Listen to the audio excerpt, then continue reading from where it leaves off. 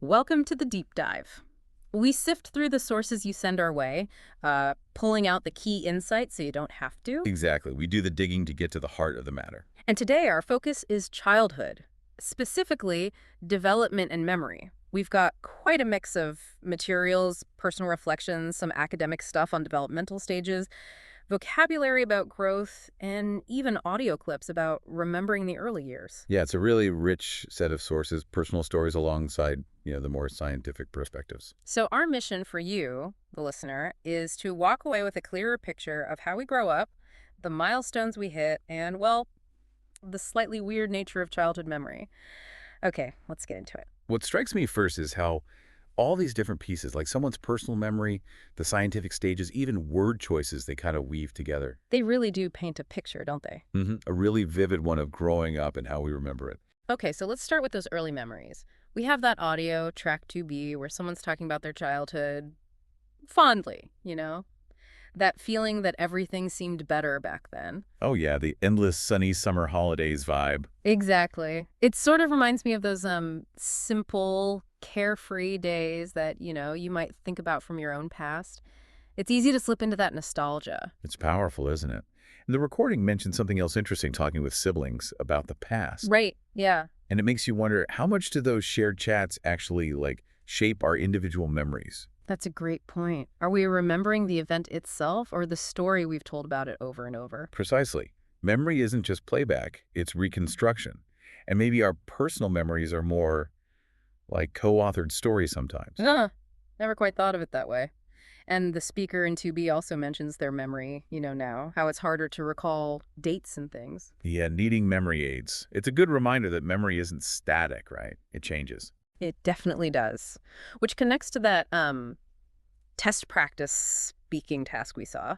It asks you to describe a memorable period from childhood. Ah, right. What happened, why it was memorable. And what you learned from it, it forces you to really dissect a memory.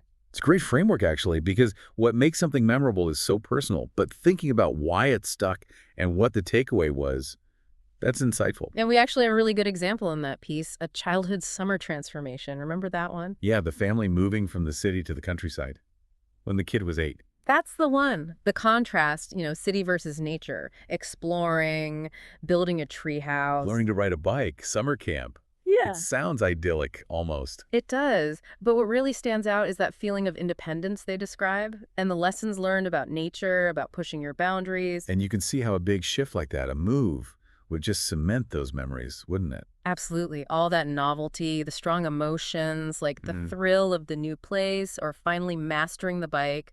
Those are powerful memory anchors. Makes sense. Okay, so let's shift gears a bit. Let's talk about the actual stages of development. We have that source outlining the different phases: infant, toddler, middle childhood, adolescence. Right, with the key milestones for each. Gives a useful roadmap, though, of course, every child is different. Definitely. But it's a good framework. So starting with the infant stage, the first year, basically, socially, emotionally, they enjoy copying people. Imitation is big. And they start testing responses, like refusing food just to see what happens. Yes. Even then, they're figuring out social dynamics. Absolutely.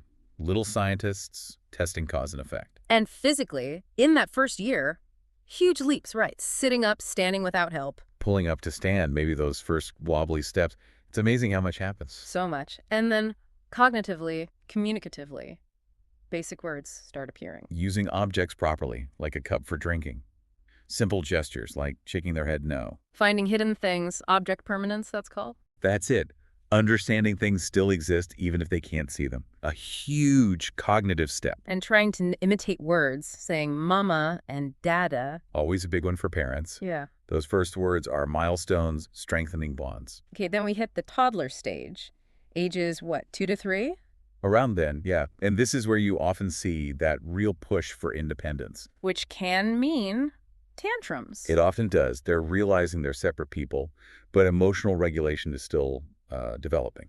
Makes sense. But they also start learning to take turns, showing affection spontaneously. Yeah, you see empathy starting to emerge, sharing, big social leaps. Physically, they're suddenly everywhere, aren't they? Running, climbing, maybe attempting a tricycle. Definitely more mobile. Yeah. Exploring everything, testing their limits, getting coordinated. And language-wise, cognitively. They start understanding most sentences, using longer ones themselves, 4 or 5 words. In the imagination. Oh, it really takes off.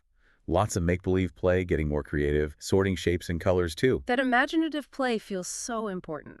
It absolutely is. For cognitive growth, social skills, they're working things out through play, and sorting shows developing logic. Right. Then comes middle childhood, say 6 to 12. Roughly, yes. Mhm. And socially, their world really expands. Friends, teachers, they become much more influential than just family. And kids develop at different speeds during this time, don't they? Very much so. Which can lead to, social comparisons, more self-awareness in relation to peers. Peer relationships become super important. Physically, growth slows down a bit. It's steadier. Yeah, not as rapid. Yeah, But you get the baby teeth falling out, permanent teeth coming in, sometimes a bit crowded, I remember that.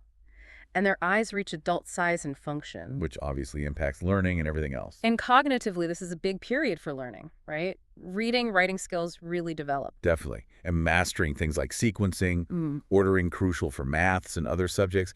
These are fundamental academic building blocks. Literacy and numeracy just open up the world. Yeah. Okay, finally. Adolescence. The last stage before adulthood. Socially, emotionally. This can be intense. Intense is a good word. Highly self-conscious about appearance, often. Yeah, I think we all remember that phase. Maybe some rebellion against parents, testing boundaries, but also, crucially, developing the ability to accept consequences for their actions. That reflects growing maturity, doesn't it? Even amidst the other stuff. It does. It's part of forming their own identity, separate from their parents. Physically, this is when the big growth spurts happen. Rapid gains in height and weight. Girls usually start their spurt a couple years before boys. Which can lead to that temporary, awkward, clumsy phase. Yeah, coordination sometimes needs time to catch up with the rapid growth. It's a lot to adjust to physically. And cognitively, thinking skills become more advanced. Much more. Ability to think logically, hypothetically. What does hypothetical thinking look like practically? It's thinking about what-ifs. Like, what if I chose this path instead of that one? Considering possibilities beyond the immediate reality. It's a big shift from the more concrete thinking of younger children.